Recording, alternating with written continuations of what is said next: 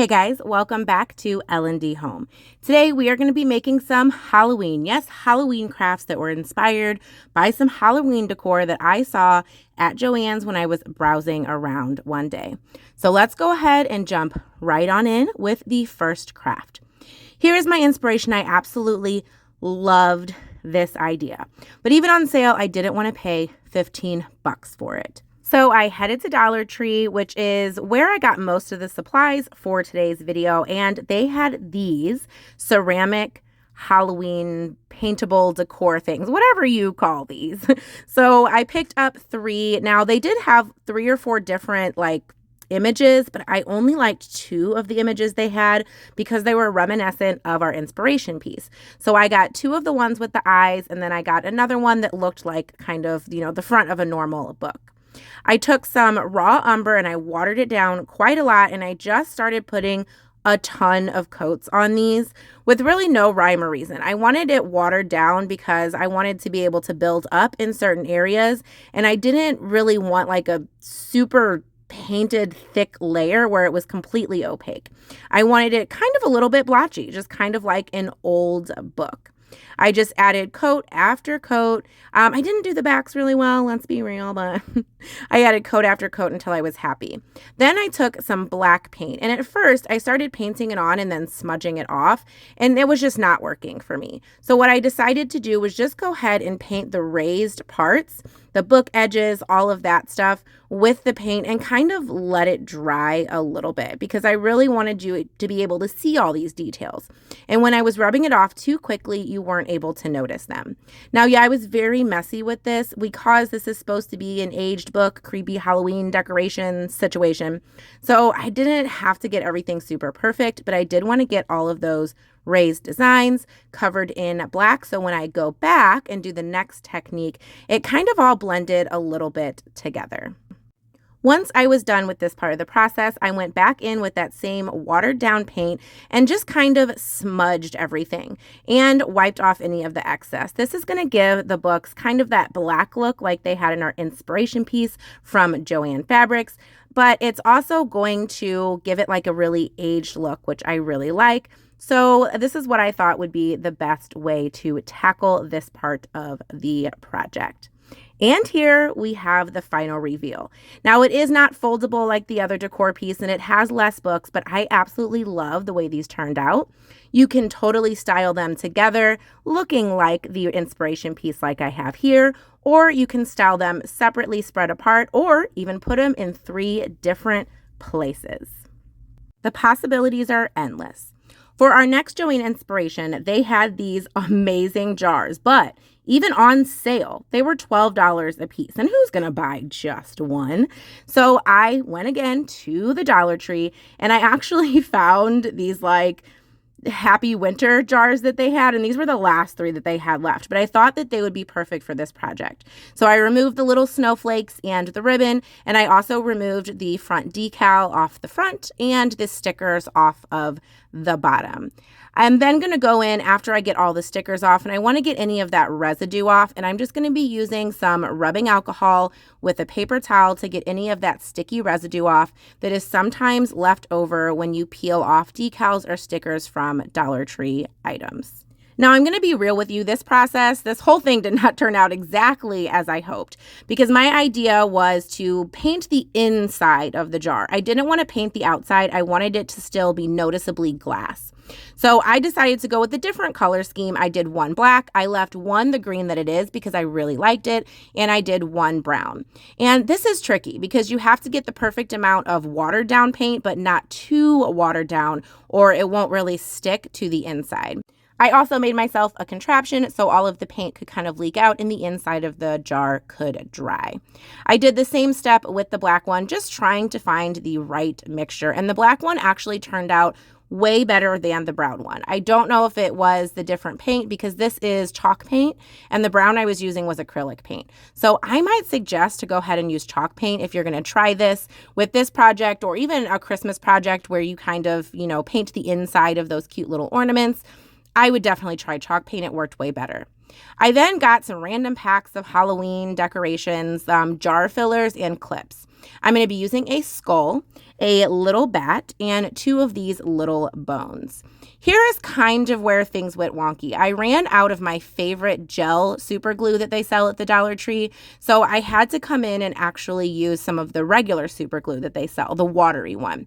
And that actually really messed up the bones. You're going to see later that it melted it because it's styrofoam, which is why I didn't use hot glue, because I didn't want this to happen. So I would suggest like an E6000, or is it E3000? That glue. I have it in my craft stash. I just haven't crafted in so long. I forgot what it was called.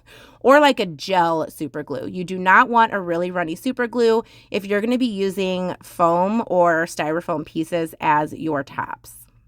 I'm sure you could also find some things on sale at places like Hobby Lobby that might actually be metal or a little bit more sturdy, like our Inspiration. But this is what I could find because, well, when I'm filming this, it's not even anywhere close to Halloween season, and they're just starting to put Halloween decor out. I then wanted to make everything black. I did not like the fact that you could see the cork, and I wanted to make it a little bit spooky. And I really wasn't a big fan of the silver necessarily that they had on top, and I knew that my silver paint was just not going to look very good because I only had one kind of silver, and I really need to invest in some rub and buff. But I went ahead and I painted the cork and the topper once everything had dried with black chalk paint. And my bones they're definitely very flat. So that jar is probably the one I like the least out of the 3 of them, just because that super glue melted the structure of the bones and it felt like it was going to snap as I was painting. I love Halloween jars like this, though. I actually made some last year, so I'll have that video linked down below and somewhere up in the cards later on in the video if you want to check it out. It was a completely different vibe that I did last year, but either way, I love a good Halloween jar. I don't know, there's something about it that just seems kind of spooky and creepy, and it just works really well in decor. Now it was time for me to decide which topper I wanted on which color. So I just kind of played around with it for a second and decided which jar I liked the best. And I just went ahead and very carefully pushed it down in there. I didn't attach it because it was pretty tight, so you can glue it if you like. And here are how the jars turned out. I definitely love the skull and the bat. Like I said, not a huge fan of how the bone jar turned out, but let me know what you guys think down in the comments below. You can definitely style them as a set of 3, or again, just like with the previous DIY, you can choose to separate them and put them randomly in your decor for a touch of Halloween. Next up, these candle holders. Oh my gosh, I absolutely love these. But even on sale, again, I didn't want to pay $12 for it. So I found this candle holder for $1.25 at Dollar Tree. And you're going to see I really struggled with this DIY. I had some of these circles already in my stash. They are from Dollar Tree. I got them a long time ago. And I was trying to figure out how I wanted to do it. Because Dollar Tree, at least mine, does not sell really tall candle holders like that. And I didn't have any in my stash. I had to kind of just deal with the short one that I had, which means I had less room to do design. So I decided to cut one of these in half, which took me absolutely forever in the garage. I was a little scared to use the saw because this is such a small piece and I didn't want my fingers that close. So I had to use a handsaw and it took me forever. But I did decide to go ahead and paint this one black so it could be drying. And then when I come back, I am going to paint the little like half circle black. I really wanted to make like a moon shape. That's why you saw that heart there earlier. I thought I was going to be able to cut certain things out, but it just was not working for me. I really wish I would have had a taller candle holder, but I just went with what I had. I'm then going to line them up the way that I would like, and I put some little Jenga blocks underneath just to kind of keep it steady since the candle holder was a little bit wobbly. I also used this piece of newspaper that they wrapped my items in at Dollar Tree just so I could move it out of my way while it was drying and keep crafting because I had another project that I wanted to work on. So I just used some glue to attach that down, and I will say it didn't attach super well. So later on, after I painted the backs and the glue I thought was dry, I did have to come in on the sides with a little bit of hot glue, which doesn't look too great, but it is in the back, so it's not super noticeable. Since at this point I didn't realize I was going to have to use hot glue, I did go in with my paintbrush and tried to wipe off that excess glue because I wanted a nice clean finish. But I definitely probably should have used a different glue for this, or maybe mixing the 2 glues that I did caused me some problems. I'm not really sure. Overall, though, I do really like how this turned out, and it's actually already in our Halloween decor. We chose to permanently style it on our kitchen island, but here it is on our dining room table, and since we have these other black candlesticks, I think it just adds something. But I have to be real, I really want that one from JoAnn. For our final project, I loved this kind of eye mirror that I saw. But 23 bucks on sale, originally $40, was not going to work for me no matter how much I loved it. But I have to be honest with you guys, this was one of the toughest DIYs I had to figure out, and it's probably my least favorite of the video. I almost scrapped it and didn't show it to you guys, but I was like, no, we're real here on this channel, so I'm going to show it. Originally, I thought that I would take this Dollar Tree like galvanized metal and cut it to fit this Dollar Tree wooden circle round or oval. It did not work. Nothing would cut this. Now, I could have got out my jigsaw and cut it, and I was not about that life on this day. I didn't feel like doing all of that and sanding all of the edges, and I really tried. I used several different things to try to cut this, and it was just not going to work. I messed up a blade on my X-Acto knife. It just wasn't working. So let me know if you guys have cut these very, very thin pieces of metal from Dollar Tree, what you use to cut them. I'm just curious. I then decided, you know what? I do have some silver acrylic paint. It's not my favorite color silver, but it will work to give that mirrored look. When I was at Dollar Tree, I really wanted a mirror, but I could not find any of their usual small mirrors that they have. My local Dollar Tree was apparently completely sold out or doesn't carry them anymore. So that's why I got this wooden wood round, and I decided at this point I was done messing with the metal and I was just going to paint this whole thing silver. You weren't going to be able to look into it and stare at your beautiful face, but it was going to give the vibe of the eyeball from our inspiration from JoAnn. I also had a lot of trouble at my local Dollar Tree finding these skewers. Actually, there were 2 more customers looking for them while I was in there on this day. And I didn't think I was going to be able to do this project originally until I got home and remembered I did have some packs of these wooden dolls. So this is what I decided to use. And I decided to use just 1 pack. I believe there was 16 in a pack. I then just used this L square that is also from Dollar Tree to kind of make sure everything was in place so that when I drew my line for where I wanted to cut it, they were all going to be the same length. On the inspiration mirror from JoAnn, the top lashes are longer than the bottom lashes, so I wanted to create that same look. Once I had drawn my line, I just used my wire cutters to cut these dolls. And a tip when you're doing this is to not try to cut all the way through on the first cut.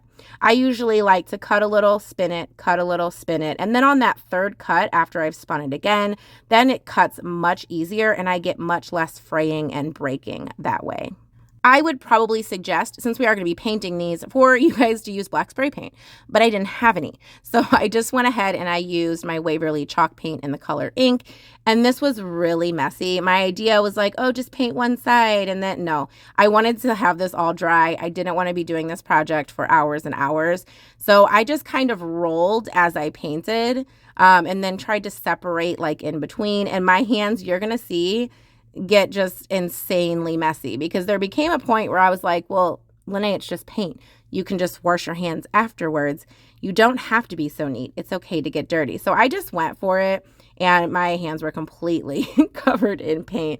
But I wanted to make sure these were nice and covered and they all kind of dried at the same time. So I didn't have to come back and do like separate batches, and this wasn't an all-day project. So I would suggest spray paint, laying them inside of a box, spray painting them because it dries a lot quicker, I feel like, and then just kind of turning them over maybe as you're spray painting. It probably would have been much faster and much less messy, but sometimes you just got to use what you have on hand. The next step coming up is where I found things really tricky.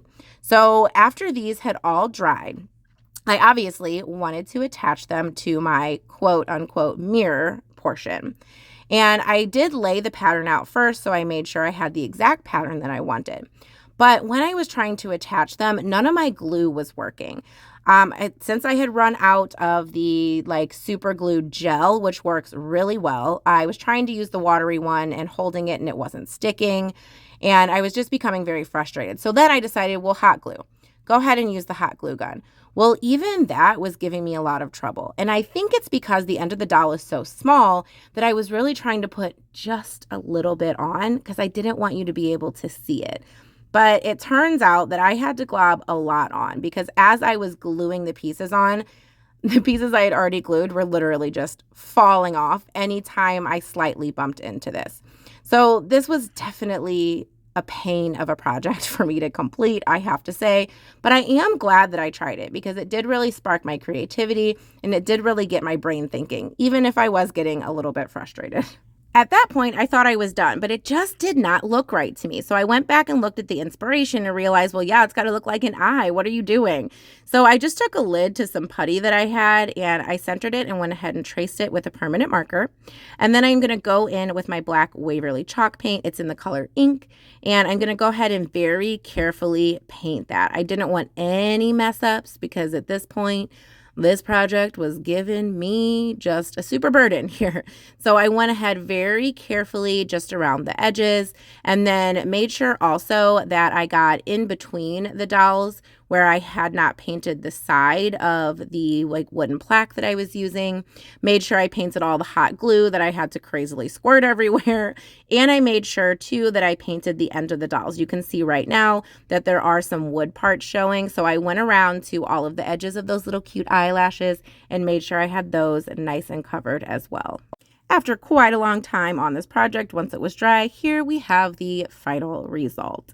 It definitely looks kind of like the inspiration piece, but let me know what you guys think down below. Which one was your favorite? Thank you guys so much for watching today's video. Please make sure you check out the video and the playlist on the screen. And as always, smash that subscribe button so you can become part of our YouTube family. We'll see you in the next one, and happy Halloween. Yes, already.